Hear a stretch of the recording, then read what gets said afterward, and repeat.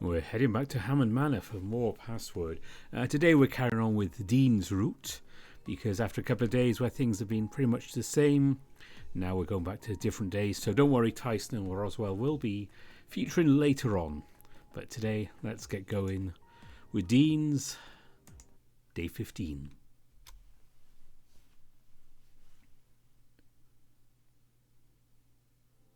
When I opened my eyes, I knew I was dreaming again. Part of me wondered why I was still having dreams this vivid, but I didn't mind too much. At least not yet. I sat up in my bed looking around my room. Seeing it again made me wonder how I'd feel once I got back home. An ache in my chest reminded me that Dad wasn't there. But maybe Mom would be. Tyson would be there for sure. But hopefully there'd be someone else. All things considered, I didn't expect that he'd be the first person I'd think of immediately, as much as it made sense in retrospect. I could hear him humming something happily to himself as he seemed to just fade into existence by the stove. "Good morning, honeybee." It was corny, but I liked it. Something about how most of Dean's mannerism just seemed to line up with a stereotypical, normal romance, and it was something I found comforting. With a mom working most of the time as a trauma surgeon, and a dad who was out and about at odd hours keeping the world safe, Dean just seemed consistent. "Hey, Dean." It seemed like he was doing something on the stove. Breakfast, maybe. "Sleep all right, handsome?" I'm still sleeping, aren't I? "You tell me." "Well, why are you making breakfast? Who are you making breakfast for?" "You're hungry, aren't you? Been a while since you had a decent meal as far as I can tell." "I had leftovers." "Well, maybe you're still hungry. Not as if you told anyone that you've eaten either." "I guess that's fair." A coy smile found its way onto my face, thinking far ahead to a time where Dean and I would share our own home. Would mornings be like this? Cooking each other breakfast and sharing a pot of coffee? Or would it be spent lazily in bed before we just eat cereal? "What are you thinking about?" Just how it'd be nice if we ended up together, I think. "Love me that much already?" The question made me stop with a frown, thinking it over. I couldn't really love Dean already, could I? If I did, was that a problem? I don't know. "Do you think I love you back?" Maybe. Is it something that we can talk about when I'm awake? He approached me carefully so that his face was right up near mine, voice lower to an intimate whisper. "I think I'd like that." Everything slowly faded into an inky black, my mind settling back into unconsciousness so I could rest. By the time I awoke, I felt different. Not better or worse, just different. I wasn't even sure if I felt rested, but I knew at the very least I didn't want any more sleep. Taking a shower to wake myself up properly, I dressed in some fresh clothes and headed on downstairs. As I hit the stairs, I ran to Oswin, just about to head down himself. "Morning." Good morning." We descended the stairs in silence. Once we reached the bottom, I fumbled for what I wanted to say. "Are you upset with me?" He froze in his tracks, turning slowly to face me. "Should I be?" "Well, the needle and the bottle." "I have questions, to say the least, but now's not the time for that." "Then later?" "Of course later. You have enough on your plate as it is, although I will say expect answers." "Right, yeah, that makes sense. But I have some questions too about, well, that." "What kinds of questions?" "You said we're not getting into it now, but just be ready for me to ask some questions too." "Very well. When the time comes, I'll be sure to collect you for a little chat." Together we made our way into the dining room, splitting off as I sat down with the others already at the table. Good morning." I turned to Sal, Roswell and Hoss, all seemingly unsure of how to answer. Roswell nudged both Hoss and Sal before shooting me a quick smile. "Morning, Dave. Sleep all right?" Yeah, I slept." "That's, good, right?" "Did you need to sleep more?" "You could go back to bed if you wanted." "Right, especially with yesterday being so..." He gestured with his hands, filling the rest of his sentence. I think I'm good for now, at least. Just need to wake up some more and have something to eat. You name it, I'll make it, honest. Well, maybe just give him some space, Orlando. He's right here, he can speak for himself. We're just trying to be thoughtful. It's okay, really. I don't know. Sighing out, I shook my head. Don't worry, I got this. Sit tight, Dave. No, Ty, it's okay. What I really want to say is... sorry. We have nothing to apologise for. Well, to be fair, he kinda does, but that's for later. I'm sorry for making everyone worry and that I've, well... There was silence all around when I trailed off. Breathing in deep, I resolved myself to admitting what I was sorry for without a prompt from someone else. I'm sorry I've been a shitty friend. We're just glad you're alive. Which, all things considered about what happened, well... Alright, maybe let's not do this over breakfast. He hasn't even had coffee yet. Despite me saying I was able to manage, Ty got up, wandered off to the kitchen, presumably to get me something to drink. Oh, right, breakfast. Hang tight, Dave. I'll go make you something. Before I get a word in edgewise, he was hot on Tyson's heels and disappeared into the kitchen much the same. Is it alright if we just take today slowly? Oh, yeah, of course. I didn't have any plans after yesterday. Most of us were just waiting for me. Well, it didn't seem right to go planning anything after you passed out. After we made sure you were comfortable in bed, we just sort of sat around sharing stories. And mostly any nice memory we had of you. Just try and lift the mood a little. Well, Benson's been on a near constant lookout for that, who we saw in the woods. I nodded slowly, the image of Jack flashing through my head. Run as fast as you can. My hands went to my head and I cowered in my chair. I could hear his voice echoing through my head like I was back out in the woods. No, I'm safe. I shut my eyes tighter, trying to block him out, but he was there. I flinched when I felt something touch my shoulder, fearing I was backed up against a tree again with his knife at my throat. Just give up, Dave. Let whatever happens happen. Dave! I was trembling, on my back on the floor with Ty over me holding me steady. I was breathing hard, still reeling from the thoughts of Jack, and my eyes were damp. Ty! I sat up and clung to him, heart beating rapidly in my chest. Just as tightly held on to me as he guided me back to my feet and eased me back down into a chair so he could pick up the one I'd fallen out of. Alright, who was it? Well, me, but... Snarling, Ty advanced on Roswell, but was caught by the scruff. That's enough. He didn't mean it, Tyson. Shrugging Sal off him, Ty grumbled as he threw his hands up. Fine. But give him a chance to recover first. Oh, sorry, I didn't realize it'd provoke a reaction like that so easily. He's not around, is he? There was silence again, broken only by the sound of Orlando setting something down on the table. Broken out of my trance, the smell hit me immediately, causing me to rise at the sweet scent. Butter, cinnamon, maple syrup. First I thought waffles, for I took another breath through my nose. French toast. Yeah, I know you like eggs, so... I must have pounced on it all too eagerly, almost inhaling it and barely savouring the rich goodness as it coated my tongue. Oh, slow down, you're going to choke.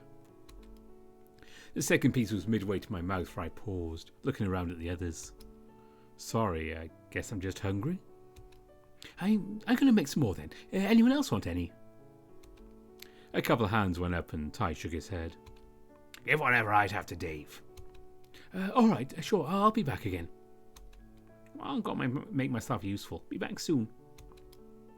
The two of them wandered off towards the kitchen, and I resumed shuffling food into my mouth. I had a question. For who? For Dave. Sure, what's the question? What would you like to do today? Well, I thought about it, brow furrowed. The options the mansion gave us seemed to be a fair bit, but then again, the thought of going outside was sending shivers down my spine. The only thing I had in mind, really, was talking to Oswin. He had questions for me, and I had some for him as well. I wanted to know more about what I'd found, plus where I went and what it all meant. This was his home, so he was bound to know more about what was surrounding it, right? I haven't really thought about it. Just something later with Oswin, really. I see. Well, perhaps it would be best to just take it easy today. Rest days are important. Plenty to do inside anyway. Maybe we could have another movie night as a group. Ty must have noticed I was frowning, for I'd realised I was doing it, poking me suddenly. Oh, stop frowning.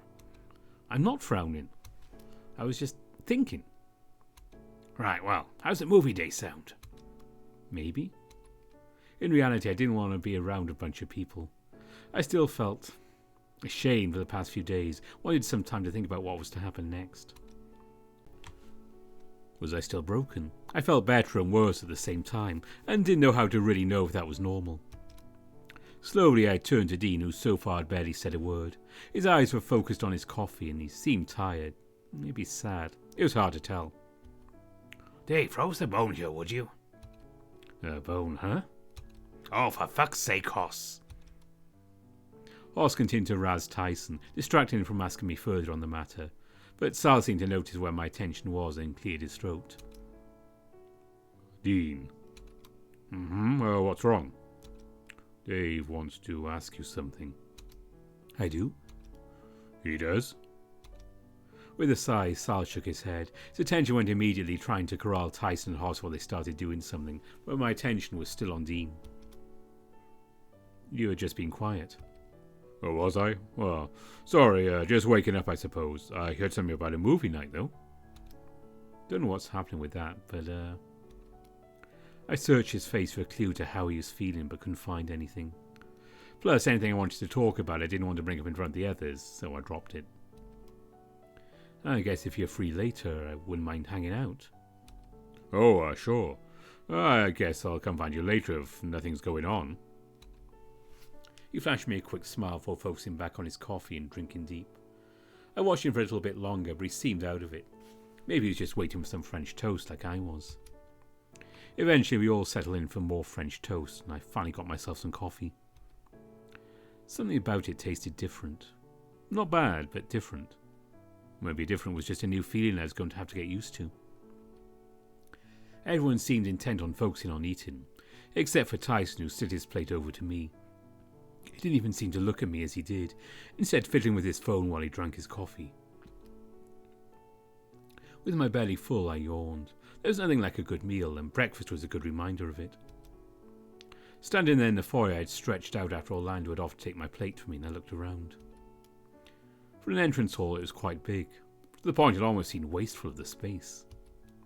But the house I lived in was fairly open as well, so maybe it's just something I wasn't used to. Wandering over the back door, I felt my fur tingle the closer I got. My eyes were locked on the world on the inside of the door, and I couldn't bring myself to cross the last few steps to reach the handle. I found myself standing there fiddling with my hands and my tail tucked between my legs. Not that I wanted to go outside anyway, but there was that fear that Jack was waiting just out of sight in the trees. "Are doing okay?" His voice was quiet, almost like a comforting whisper as he stayed back, closer to the railing of the stairs. When I turned to look at him, he was still wearing the same look he had at breakfast. Just keep thinking about what might happen if I go outside. Did you want to go outside? I rubbed my arms. I wandered closer to him, shaking my head. I don't think so. Well, that's fine, right? What if you wanted to go outside? Well, if we're being honest, I'm having second thoughts about leaving the house too. As much as I'd like to spend some time in the greenhouse, it's just not worth the risk right now. Right. So what are you going to be doing instead? Well, considering going back to bed, maybe just lounge around and read a book. Maybe go downstairs to the gym. You'd work out? What, you don't think I'd just lounge about all day every day, do you? Well, no, but I just assumed that, you're kind of like me. Well, try having Sal as a best friend and see how often you get pressured into going to the gym. Try having Hoss as a friend and how often you're told to eat healthier. I can only imagine. Dean chuckling was contagious, and I found myself doing the same, but without as much gusto. So, I know you'd be interested, but would you perhaps like to do whatever together? Oh, whatever, huh? Have a preference for either of them? If you're asking me to pick between going to the gym or lounging around in bed, that's not really a hard choice. So, to the gym. He got another chuckle out of me and he threw an arm around my shoulder before we started to head upstairs. Although, while I'm happy to just lounge around, I don't know how entertaining they're going to be. I'm kind of tired. Oh, don't worry, I just want to be around you right now. Well, in that case, by all means grab something to relax with and I'll meet you in my room. We got to the top of the stairs and split off, Dean giving me a little wave before disappearing into his room. As for me, I wandered around my own looking for a book or something I could do quietly. This would have been a perfect time to do some painting or papercraft, but I settled for grabbing my vacation journal. I knocked quietly before entering Dean's room, the smell of bear hitting me hard the moment I closed the door behind me. Not that it was a bad smell, just very earthy and unlike the honey scent I was used to. Dean? All ready to relax? He just walked out of the bathroom, wiping his hands on his shirt already balled up in his hands before it quickly made its way to the floor. I think so, Oh, what's wrong? Should I put on a shirt? I just figured that all things considered I could just, I know it's fine. You only need to strip down to your underwear, that'd be fine too. Is that a request, or are you just trying to make me feel better? Well, with my journal tucked under my arm, I wandered over so I was closer, sizing him up. I've seen you naked already. Careful, Dave. You're making me nervous. Nah, I don't feel nervous. I like how you look. I put my journal down on the side table and sat down on the bed, looking Dean over, giddy. Maybe I just really like bears. Maybe I just really like you. You charmer. Before you know it, you have me at a loss for words. Is that bad? I've mostly just been trying to be more, My words failed me, and the smile faded from my face as I rocked gently back and forth on the spot. Dean noticed and made his way over to the bed quietly, lifting me by the chin to look him in the eye. You're doing fine, Dave. You don't have to be more or less of anything. You don't need to change for anyone but yourself. Really? Well, of course. Came from the mouth of someone who could literally transform if he wanted to. Just never did because he liked himself the way he was. Well, that sounds kind of bad. Like, what if you're a bad person? Well, you're saying you're a bad person, Dave. Well, I think bad people wouldn't be the target audience for that piece of advice anyway. Listen, Dave, take pride in you, love who you are, and then those that deserve that will just be around, right? The dream from last night flashed across my mind, making me gulp. The prospect of loving someone or being loved still frightened me a little. It seemed like something so easy to mess up. Are you sure you're doing all right? I'm not stressing you out, am I? No, it's not that. I'm just wondering things. Things we could talk about, hopefully. He sat down next to me, taking my hand in his and giving it a gentle squeeze. You're not going to be mad at me if we do, right? Why would I be mad, Dave? I don't know. I feel like I messed up the picnic we had. I feel like I've been bad at just us, you know? You didn't mess up the picnic. If anything, you took the leap that I was too afraid of by asking if we were properly dating or not. And are we? I don't really know. Is that a good question to be asking after yesterday? I don't know. I'm still just figuring out where things sit now that everything's just... I started to gesture with my hands, trying to find the words to describe the frustration and confusion I was feeling. But once more I felt Dean's hand on my face and he shifted my attention back to him. Well, I like how your eyes light up the way you do when you're excited. Or maybe not just when you're excited, but when your mind is going a mile a minute. You do? Well, after yesterday, I've never seen them this bright. Well, I'm not going to force myself on you as much as I'd like to just lay you back on this bed and kiss you sweetly. Why don't you? I like it when you kiss me. I like it when we get to cuddle. Hell, before everything started happening, I was thinking about maybe we could do more, stuff. Well, I'd like to do that too. But you're vulnerable, and I want you to like me for me. Properly, not just because I'm convenient. You're not convenient. He smirked, raising his eyebrows where I realised what I'd said. I mean, you're not... Well, I mean, you are, but... Dave, breathe. It's all right. How about we just cuddle and I can read my book? You can do your thing, and if stuff happens, then we'll take it from there. Okay, sorry. He leaned over and kissed me on the cheek before finding his book and sliding over the bed until he was sitting back against some pillows. I grabbed my journal and sat next to him, sighing out and resting my head on his shoulder. We spent a little while like that while Dean read a book on gardening, from all I could tell. Looked like one of the ones from the museum. Stuff about mushrooms, I think. What are you reading? Oh, just a book I found on the plant life around the mountain, getting ideas on stuff I could grow in the greenhouse. He sighed out, setting the book down slightly as he stared off into space. Not that it's really an option now, huh? I'm sorry, I didn't mean for this to happen. Well, like I said, you have nothing to apologise for. It's not like you wanted this to happen, did you? Well, no, but vacation, right? Well, not quite the same as getting rained out when you plan to go to the beach, or a blizzard when you want to go to the snow, but it's the same sort of thing in my books. But a vacation is meant to be fun. This was meant to be like one last nice thing for everyone just sort of left, right? But now we all have just this idea that we're all in danger because of what happened.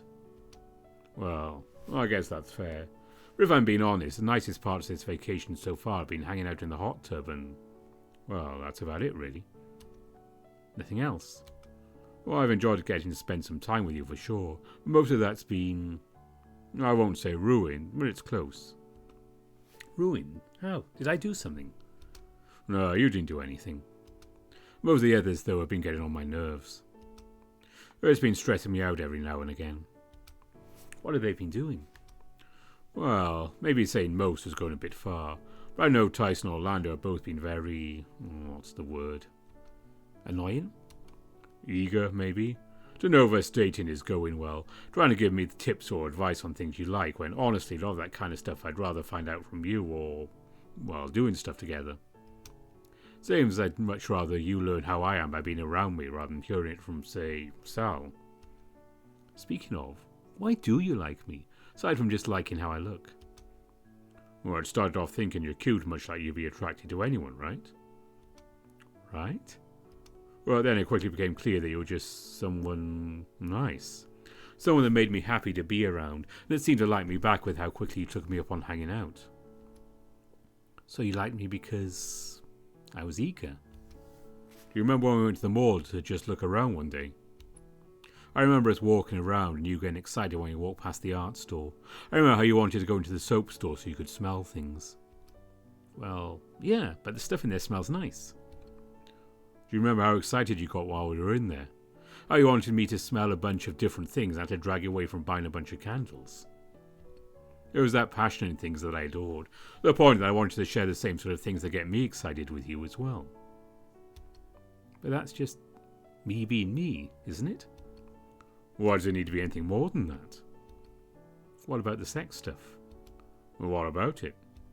I've only done that one thing with you and that's it. You've had all this experience and I haven't, so... Just like the other day, I was thinking about wanting to do more, like, mouth stuff. Oh, trust me, I have been too. I just think it's better to wait for now. The flirting gets a rise out of you and it's cute, but you're not in the right headspace to do anything. Or at least I wouldn't feel right asking. What if, right now, I gave you a blowjob?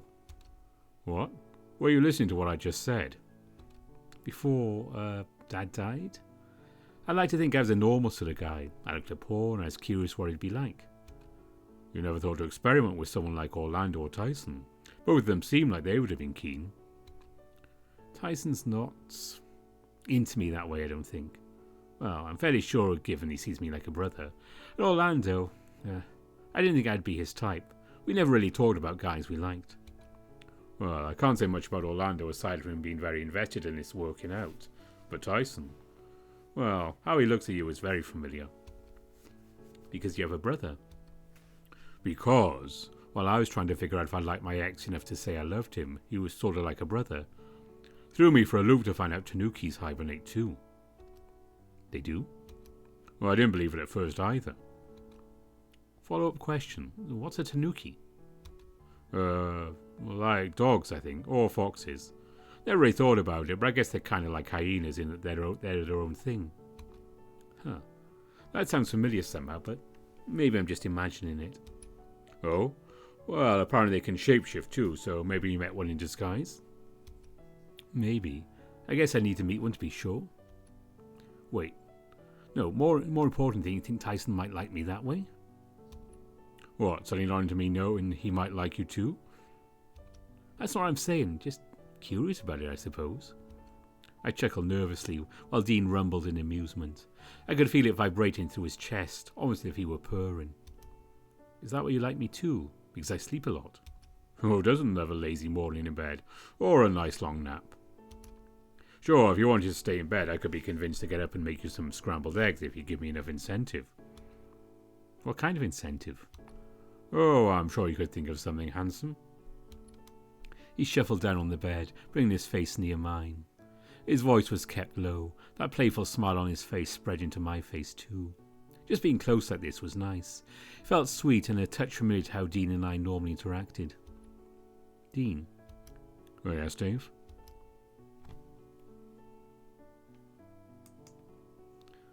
I assumed him lowering himself down to this level was for one reason. I decided to take the opportunity before he could act on it. Pressing forward, I let my nose touch his, breathing out softly against his maw before kissing him gently. I didn't know if I was doing a good job at first, given he stayed completely still, up until he placed a hand tenderly on my cheek and took control. I melted against him as he pressed his muzzle to mine. It felt nice to be loved like this, or at least that's what I was describing it as. When we broke away, I cuddled into the crook of his neck, and he set his book aside to cradle me, and we shared a nap. When I awoke, I didn't know what time it was. There was a notable absence of Dean. Dean? He stepped out of the bathroom in his swimming gear, and my heart sank. What's wrong? You're going outside? Oh, not at all. I just figured that maybe it'd be alright to go work out downstairs. Got a figure to maintain.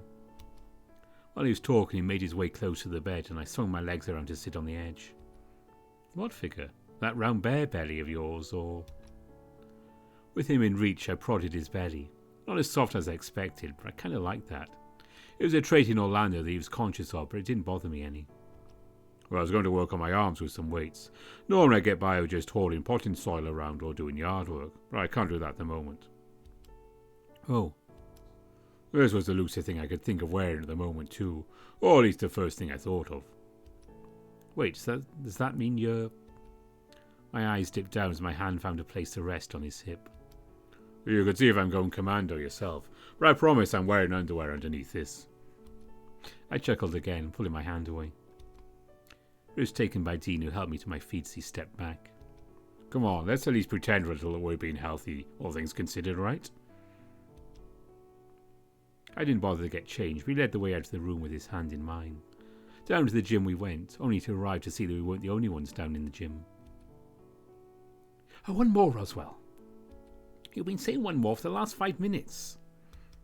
And treadmill isn't even running anymore. It is too. You just focus on lifting that weight off the floor and I'll focus on running. Neither of those things are going to happen. Oh, hey Dave. Been there long. How much did you hear? Well, I'm not sure what he heard, but I heard something about a treadmill running and a weight when neither of those things seem to be happening. Ah, right. You wouldn't have to know how some of this stuff works, would you? You know I worked at the gym for a bit, right? I was a receptionist. It counts. Well, we can figure something out. First of all, let's maybe put that weight back on the stand, Roswell, and figure out something more appropriate, yeah? Once we were all settled, I looked around the room. There was something about being in a gym again, even just a personal one. Sure, I'd been in the room before, but it seemed different now. Maybe a reminder that the only reason I stepped foot in one in the first place was that the dad got me a job at the one a lot of the police force used in their downtime. It wasn't a bad reminder. People use gyms to get stronger, healthier, so maybe it's time I did too. You know, I never thought the four of us would be down in the gym together. Oh, why not? I mean, sure, I'd much rather not exercise, but, you know. Maybe you just need the right incentive. If this were a video game, I'm sure you'd be all in on playing it. I'll have you know that I'm not that bad. Do they really make video games like that? I thought they just had those square map things with the arrows and the music. That's all you know about video games. Well, I know more. I just remember getting exhausted as all hell trying those out. Well, maybe we should take you out to an arcade sometime. feel like at this point we're just finding excuses to not to exercise. Well, I've heard having sex burns as many calories as running a marathon. I groaned, rubbing my face, but I couldn't help but smile. Wait, really? A whole marathon? That sounds a lot more fun than running on a treadmill. Well, I think it's more like running just a mile, but there's some accuracy in that. Wait, only a mile? But that's a lot of sex you need to have. Hey, I'm just going off memory. It could be more, could be less. We're not going to be able to test it out anyway, right? Well, not scientific anyway. If we had access to the internet, I'm sure we could find something about it, though. Well, not to be a downer, but if we're here to get some working out done, we should probably get to it. Damn it, I was hoping people had forgotten and we could just keep talking about other stuff. If we weren't in the gym, that would have worked. I had no intention of working out, but the others did. And to their credit, they gave it a shot. Dean helped Roswell find a weight he could lift before finding something he was comfortable doing, and decided to stick by Orlando while he went on the treadmill, and I was pressuring to go in for a stroll on the one next to him. At some point we switched out, and what little we had for the afternoon was spent making ourselves a little more tired until it was time to start getting ready for dinner. Not that I needed one, the others sure needed to freshen up before we headed off to get something to eat. We made our way to dinner and I sat down. As I sat down I started to worry. Would the others understand? Would I be brushed off as crazy? They believed me a little bit about what the vault had been doing and I had a chance. But it felt so much more dire than that. I was scared. For myself. For my friends. Whatever this mess we found ourselves in meant. I looked across to Oswin, who along with Benson ate with the rest of us.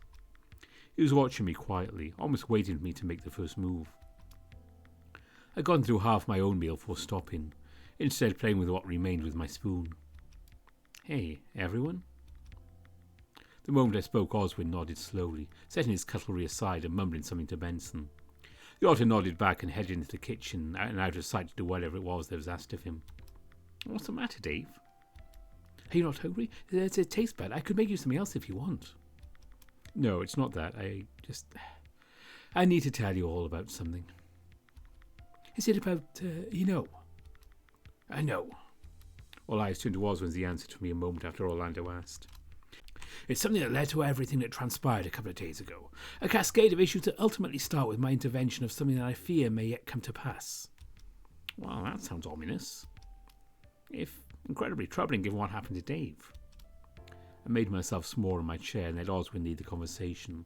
He made the offer, and if it saved me the task of explaining something I barely understood, I was going to let him. Wait, so the reason Dave went to the woods was because of you? In essence, yes. Well, that's radically overestimating my direct role in things. You're the one who said it was your fault, you know. I'm aware. I looked to Orlando, who seemed to quickly put something together, and his scales paled just enough to be noticeable. Don't tell me. That thing that you stopped from happening. Before you go assuming the worst, I'll tell you now the details specific around what I stopped happening are unknown to me. But you just said... Specifically. You said specifically. Then you know some of the details. I do, yes. Oswin looked at me and I looked at him back. There was a moment where I thought he was going to continue taking charge in the conversation, but it faded the longer he remained silent. The longer he didn't elaborate, the more my friends turned to me, as that's where he was looking. I breathed in and spoke quietly, my voice quivering as I struggled to put it into words. Marked for death. Closing my eyes, I heard the phrase echoing around in my head. I couldn't place why or how it seemed to be echoing around me, but it was, reminding me of things I'd seen so far. Roswell, dead in the museum. Discovery. Dean, killed in the greenhouse. Death cap. Benson, shot in the dining room. Betrayal. Dean, or something was going on. Sal had an axe and he was covered in blood. When I opened my eyes, I was breathing hard. But then, who could... Dave, are you doing all right? Huh? What? How long did I zone out for? You zoned out. I looked to Oswin, who seemed amused by something, but I shook my head. Just... Okay, everyone knows I've been messing with the vault, right? All right. Well, after the first time, Oswin contacted me through a radio thing, right? Close enough, yes. But why? Oswin said that one of us was going to die, right? He said what? Eyes were on Oswin again. He seemed completely unaffected by the looks he was getting. Dave speaks the truth, although he's not completely on the mark. Specifically, I told him any number of you are at risk, not just one of you. The fuck from what? Oh, who? Oswin shrugged. You better start talking. I am. More importantly, I'm relaying what information I do know. If anything else, well, you're lying. Pardon? You do know more, but for whatever reason you're just not saying it. You're right in that I know many things that are quite frankly none of your business. You can't expect to just drop that bombshell, have them be all right with it, Oswin. My concern is not what my approval rating is, but to relay what the truth of the matter is. Which I'll remind you that your lives are in danger. Fuck it, we'll just leave then. No, we can't. What? Why the fuck not? I explained to Dave at the time that leaving would only ensure the death of one of you, not by my hand, mind you. I gave him the choice and he decided to stay. And the phone reception being cut? Who can say? And not my doing in any case. So what, we just have to buy that? Fuck you, Dave almost died. I'm aware of that, but he didn't, large in part to Benson. And no help from you, I'll add. And who do you think asked Benson to keep an eye out? But why me? Is Dave in that much danger? You tell me, Mr. Noble. Well, I don't want him in danger. I've been doing everything I can to try and keep him safe. Could you say the same about your father? What's he got to do with Dave's safety? I can't say I like him very much. Acquainted already, are we, Sal? We've met. But why Dave? Dave is more collateral damage waiting to happen. What Orlando's father is actually after would be the vault downstairs. Why would a banker want the vault? There are a few confused glances around the room as I finished my question. With no answer, I looked first to Orlando, then to Oswin. Wait, was that what he meant? What he was after? You're going to need to be more specific than that, Dave. The guy who, he was interested in the vault but thought it was a time machine? I saw Oswin's nostrils flare at the mention of a time machine and grunted in annoyance. It's not a time machine. Being described that way makes it abundantly clear who sent that rabbit. What exactly is the vault? It's a bit beyond me, but it shows you how you die, right? Not exactly. For the most part, exactly how and why it works isn't important right now. The only important part is Dave can use it, as can Orlando's father. Fuck it. Give that a guy. Like hell I'll let you put Dave in danger because you won't. And you're going to do what, exactly? I'll have you know I'm not entirely too keen on handing over a machine like that to a crime boss. Even Tyson had conceded that giving anything to a crime syndicate wasn't a clear-cut good or bad idea. But it's not a time machine, right? What's the harm? You're an intelligent boy. You tell me what someone could do with a machine built around quantum mechanics and morphic resonance. I saw Orlando's hand eagerly shoot up right around the time that a sly grin came on Roswell's face. Morphic resonance, huh? I don't get it. Someone explain what exactly it is. Well, it might not be a time machine, but a machine like that could give you some psychic powers. I found myself glancing between Roswell and Oswin while Tyson seemed to be trying to understand the explanation. Roswell. Being able to jump between different realities, stuff like that. The good stuff. That's not how it works. I noticed Orlando sheepishly putting his hand down while Oswin fumed. Roswell clearly pleased with himself. No? Well, it's something close to that anyway. But essentially, imagine being able to look into the future to where you might be in danger. Imagine how useful that'd be. I suppose I'm not going to get a thoroughly explained version as I do it myself, but now is hardly the time. So, Orlando's dad is the bad guys? I'm not, I promise. He's very different from his father, from my interactions with him, so unless he's a very good liar, I'm fairly certain Orlando's heart is in the right place. Okay, so where does that leave us now? Orlando's family wants the vault, but we can't give it to him because Dave can use it. He's in trouble. But on top of that, at least one of us is in danger. But not only that, we can't leave, because if we do, then one of us will still be in danger. Yeah, but if we make it through the end of the month, we're safe, right? That's right. My interest is in seeing you through to the end of the month alive and well. I may not show it, but I do genuinely wish for you all to survive. Then what happens now? We can't contact the police after what happened, otherwise I'd say we should do that. If my dad is behind this, then, well, I can't contact him either to tell him to stop. Would it be that easy? No, I suppose it wouldn't. In the meantime, we'll have Benton as a useful asset to keep us safe. I'll start shoring up what defences I can, although they mostly just be keeping tabs on if the doors are locked or not. Perhaps get a security system operational again.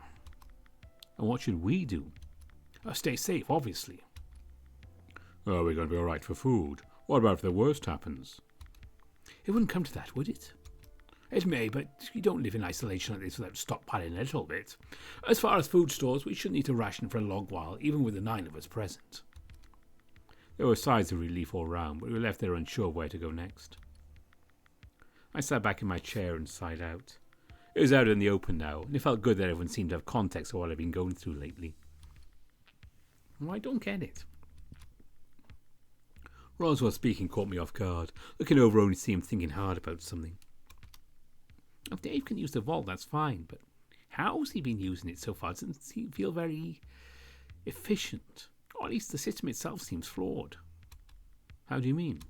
Well, think back to where you were at the vault when we came back in from the hedge maze, right? You had your notebook and you were trying to open it, right? Well, that's just it. There's 2 things wrong here. The first is there's a door there, so there has to be something inside. If so, then what? And if Orlando's dad once exits a time machine, then does he not know what it looks like? Or there's a door? Why isn't he after what's inside? Hey, now we don't even know if what's inside is valuable, do we? Eyes went to Oswin. He seemed distracted by something, having missed the implied question. Oswin, what's inside the vault? He gave me a careful stare. Well, he seemed to be thinking still about whatever it was that had distracted him. I'm not at liberty to say. Well, if what's inside the vault dangerous? Valuable to at least a crime syndicate?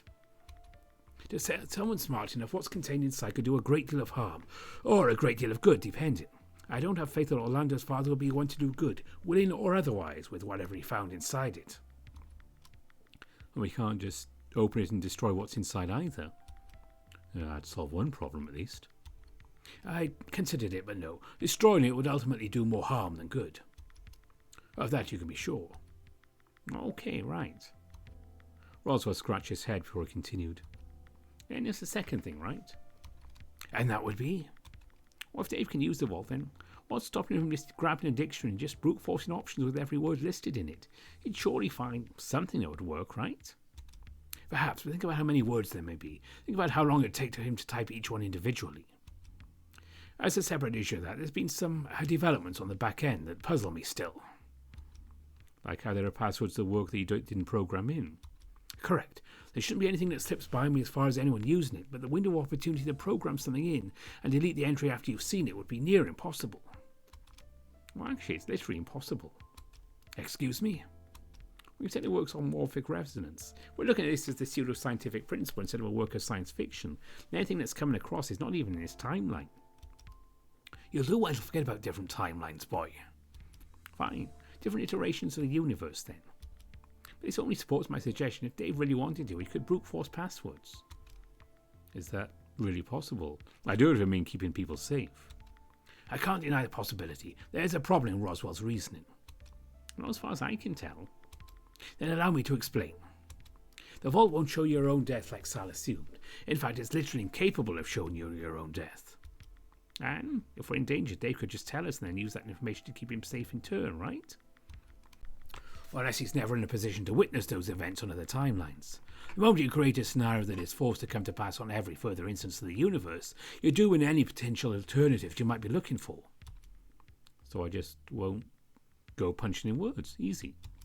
If you don't, then how are you meant to know who's in danger? It's worked at least twice so far, so it's a decision that Dave will need to make for himself. If anything, him not seeing anything's a good sign for the time being. Oswin went back to his meal a moment later, deciding that he was done talking, and a moment later rising from the table. Much in the same way, everyone else started eating again, although the air was filled with uncertainty. I finished a beat and took my plate into the kitchen not long after that. While the talk was nice, there was more still to come. I was eager to get that done sooner rather than later. I headed upstairs, figuring I'd make a beeline for the library. What I didn't expect was Oswin to already be there.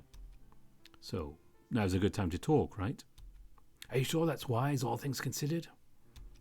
That talk from earlier is likely still sending waves through your friends. It's sending waves through me. We're only halfway through the month, and now we have 2 solid weeks of wondering if we're in danger. True enough, I suppose. He remained near the window, looking out into the garden and the forest beyond. Is something out there? No, at least nothing I can see.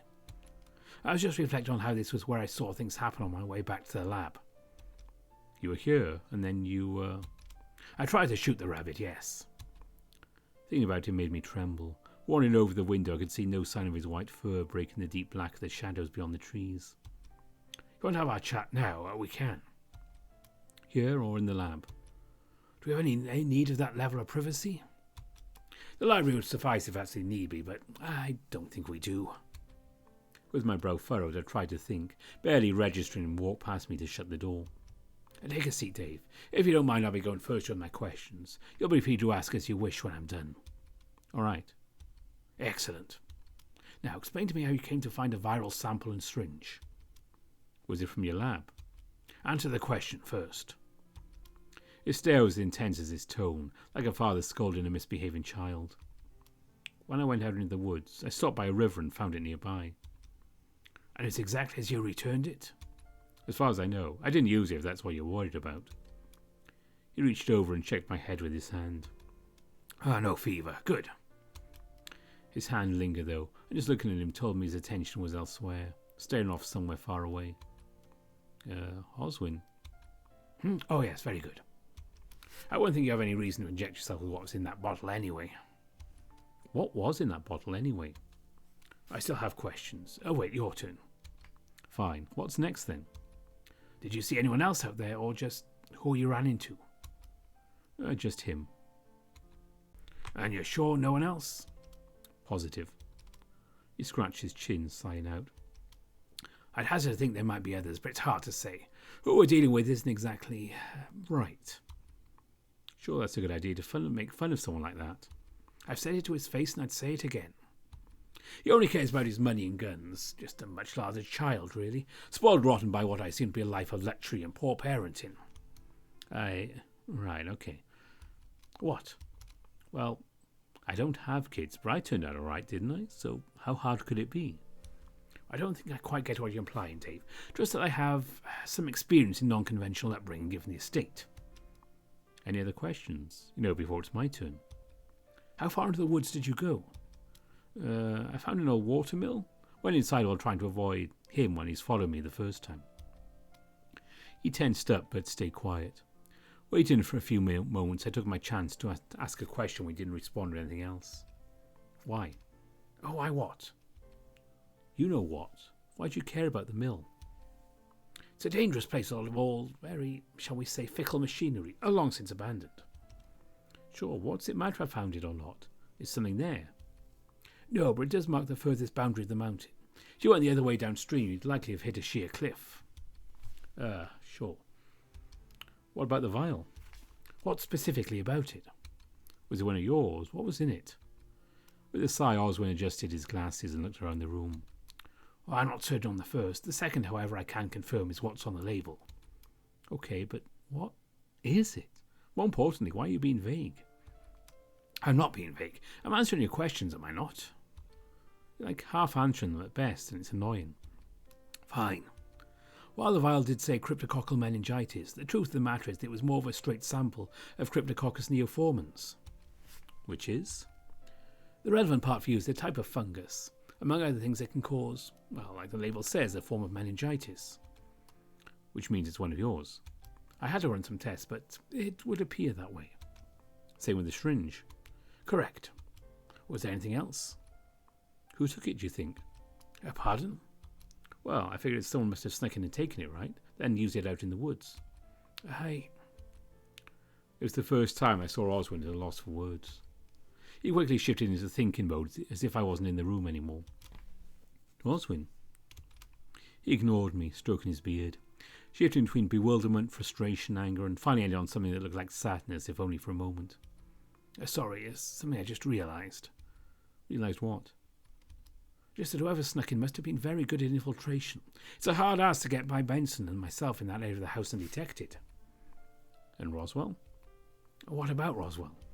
Well, he was out in the woods. Could have been him that took it, or maybe someone injected him with it. That's not possible, Dave. It isn't about how he'd said that didn't sit right with me. Almost as if he didn't believe the words that came out of his mouth. Why isn't it possible? Roswell's smart. He could have found a way in, or Jack could have jabbed him the needle when he was sleeping, or... First of all, boy, injecting yourself with that sample would have had a very dire effect on your immune system. Something you'd barely be able to recover from at all, let alone in a couple of days, like Roswell did. Make no mistake, I'm talking about an infection in the body that is quite literally fatal if left unchecked, and something no mere doctor could just cure overnight. Except for you. You have a lab downstairs and everything. You could just make a cure, right? Medicine is not magic. While I have quite a few potent things down there, as I'm sure you realise now, knowing what the sample was, curing something that potent is a lot harder than inflicting it. So where does that leave us? It means your suspect on who stole it is as baseless as any guess I could make at this moment. As to who was injected, that is yet to be seen. Roswell doesn't show symptoms he rightly should after a potential week of being injected. In fact, none of your friends do. Leaving us with only a logical conclusion that no one currently in the house was injected. No? I grumbled, not satisfied. He was right, or at the very least, everything he'd said made sense.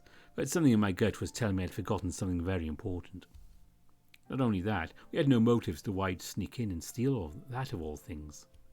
Okay, fine. Any other questions, boy? Is there anything we can do about the phone reception? Alas, no. Granted, contacting the authorities might help. I feel that given a certain someone's involvement, they won't do us much good. So I'm still certain that surviving the month is the best way forward. For you. For everyone.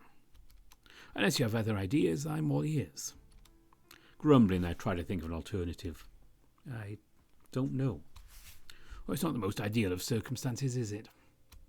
No, it's just so frustrating. I looked at him and he seemed curious, staying quiet so I could continue. Why us? Why me?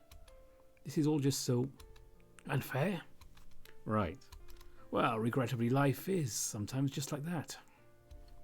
You may choose to wallow in how this is unfair or do something about it. I'll tell you now, I don't plan on dying any time soon. And if you do, then I hope that me dying brings something of value for the rest of you to survive. There are a few things worth dying for, Dave. Don't go throwing your life away on some noble quest to be a hero. And yet you're hoping there's something to gain from you dying? What happens surviving? I don't plan on dying, nor do I want to die. I'm just stating fact that if it becomes absolutely necessary, I've already made my peace long before any of you arrived here. I see. I didn't know what else to say to that, fidgeting on the spot while Oswin continued to watch me. Felt like I hadn't gotten anywhere, but maybe just something I had to think about some more. There were clues here, but I didn't know how to piece them together, or what they meant. Would it be best to ask Roswell for help? Or Lando? Maybe someone like Sal or Dean to get a different perspective? I figured Tyson and Hoss wouldn't be of much help outside trying to make me feel better. That's not what I needed right now. Okay, well, I guess just one step at a time. Agreed. He rose from his spot and I followed suit. He opened the passage to the library and watched me carefully. Rest well, Dave. I'll see you in the morning. One last thing before you go. Thanatos, right? What about him? I know he's... well, but can we trust him? Would it be worth asking him for his opinion on this? Why? He's someone else that, well, has some idea of what's going on, right? It's possible he may have some insights, but do you trust him as much as you trust anyone else here? What makes you say that? Well, he did play a part in distracting you long enough that I could sneak up behind you. I growled, baring my teeth. My hand went to the spot on my neck where he'd injected me. He seemed to watch unfazed by how I was reacting. It'd be worth considering, but a talking rat is something, well, not many people just accept at face value. I guess you're right, but he's not staying a secret forever. Of course not. Until I can be sure he's not going to incite panic, in the lab he'll stay. With that, he slowly closed the bookcase behind him and disappeared out of sight. I sighed, running my hand through my fur and wandering back over to the window. The night seemed calm and quiet. I found myself scanning the shadows for any flash of white out of worry. What if he was just out there waiting for me again? What would he do to the others if they went outside as well? As I continued to watch the darkness, I could see shadows moving. Nothing white in stark contrast to the dark. There was something moving out there. My heart stopped for a second while I checked for wind and saw the trees swaying. Maybe it was just the wind. Maybe it was wildlife. Forcing myself to think that it wasn't the worst case scenario, I backed away from the window and headed to my room. Closing the door behind me, I collapsed onto it with a sigh. Things were looking up, right? We were making progress with everyone knowing stuff, and I was getting some answers too, as much as it was draining. If anything, though, I wish I had the capacity to just figure it all out. So many things were just missing. I didn't know how these puzzle pieces were meant to fit together. It was a good thing I wasn't a detective. It had been a long day, so I stared at my bed as if it were an old friend, ready to lay down and black out for a bit. Something felt off. A dull throb somewhere in the back of my head was hinting that something was wrong. If what had happened up to this point was any indication, I knew I should at least try and do something about it. I was tired, but I felt responsible trying to intervene in whatever bad thing may happen. It's the only thing guiding me forward towards the basement and the vault beyond. As my foot hit the bottom step, I froze, feeling the ground itself vibrate. A deep rumbling before the sound of a large explosion sounded from somewhere far off. Clinging to the railing, I looked round frantic to see if the roof was coming down on us. The next thing I heard was everyone rushing into the foyer to see what had happened. What happened? It sounded like an earthquake. Well, it wasn't an earthquake. There'd be a lot more shaking and a lot less noise. Roswell helped me with my feet and turned to the three of them. Is everyone okay? Us three are fine, at least. You? Stumbled a little, but fine. I turned to the other three who were looking just as alarmed, but otherwise fine. And you're all shirtless? I mean, fine. I've got to know you're fine. Well, I was just about to get ready for bed before we all heard it, I'm guessing. Well, I'm not the only one assuming that was an explosion, right? No shit, but why is someone blowing something up now? You're not wondering why an explosion at all. But we're all safe, right? So who? I trailed off, realization dawning on me. It wasn't Jack that had set off the explosion, had he? Benson and Oswin marched into the foyer, looking around at the rest of us. Everyone all right? I look fine to me, Benson. Go find out what that was. Very well, sir. Wait. Why?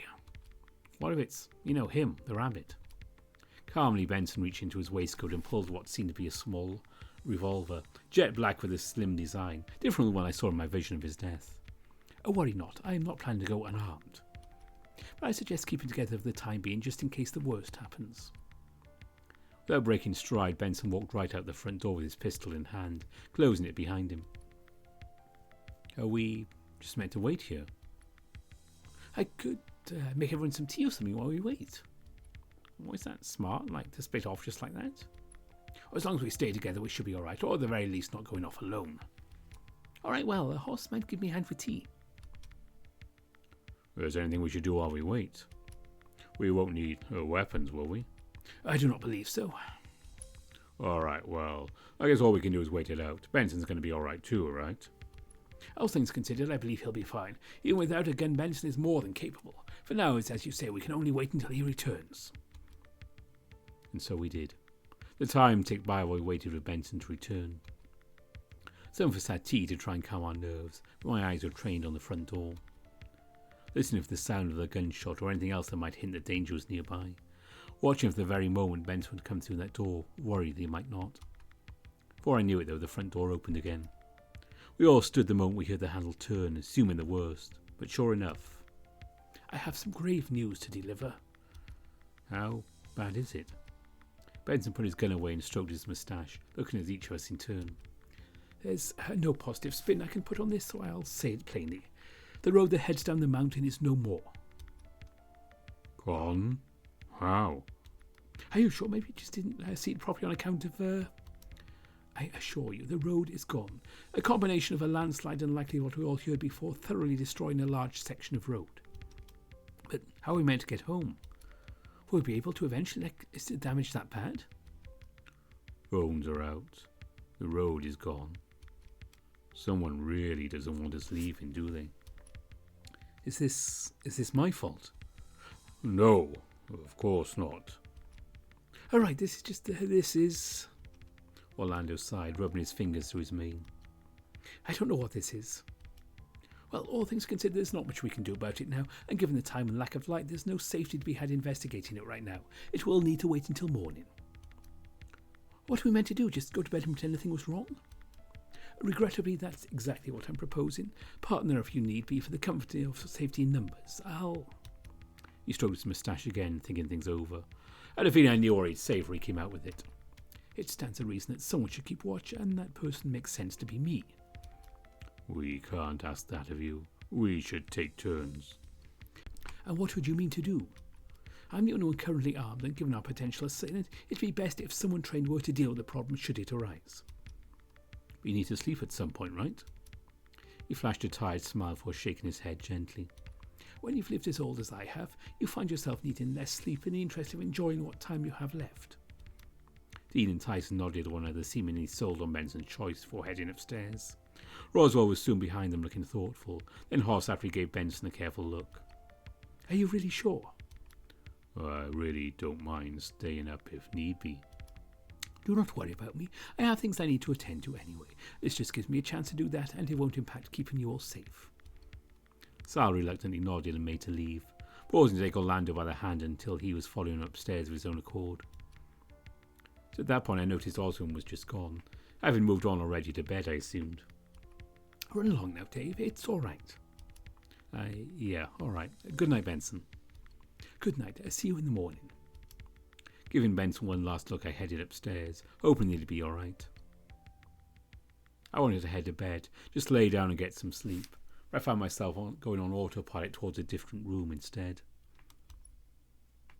I was shaking when I entered his room, backing up awkwardly against the door as I took stock of what I was looking at. Hey, you doing okay? His pants were barely off his ankles by the time I rushed over to him and hugged him around the middle, knocking him onto the bed. It's all right. Everything's going to be okay, I promise. You can't promise that. Well, no, I guess I can't. But what I can do is offer to stick together tonight.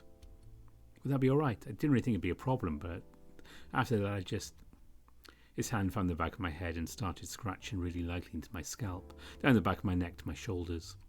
Of course it'd be all right. You just startled me suddenly barging in like that. Well, I'm just lucky it was just you and not someone else about to walk on me completely naked. You're about to strip down completely? Well, considered it, but probably wouldn't have, all things considered. Oh, well, okay. You're not disappointed, are you? No, it's not that. I just don't know where my mind is at. I'm tired, scared, and I don't know what's going to happen next. Well, if that's all, I can help with that. In one motion, Dean flipped me around so I was on my back instead of on him. He stood beside the bed and stretched briefly before looking me over. Well, what's going to happen next is we're going to cuddle up, and if you want to talk, we can. Or if you want to sleep, we can do that too. Well, what about? Hey, under any circumstances I'd be saying we could give fooling around a go, but I'm a little worried too, so chances are I'm probably not going to perform so great. Yeah, that makes sense. Soon? Or we can try soon if you want. We just need to let stuff settle and we can set some time aside. Assuming everything turns out okay. Right, although I am going to say I'm liking this enthusiastic side of you more. Just need to remember that taking it slow is still my plan, right? Okay, I get it. I yawned, rubbing my eyes, watching as Dean went over to turn off the light. Without waiting for me to move, Dean shifted me so I was under the covers and got in next to me, rolling me over so I could use his chest as a pillow.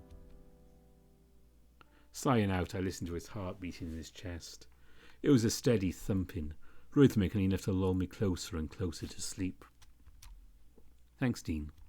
Oh, sleep tight, Dave. No sooner had he said that, I was out like a light.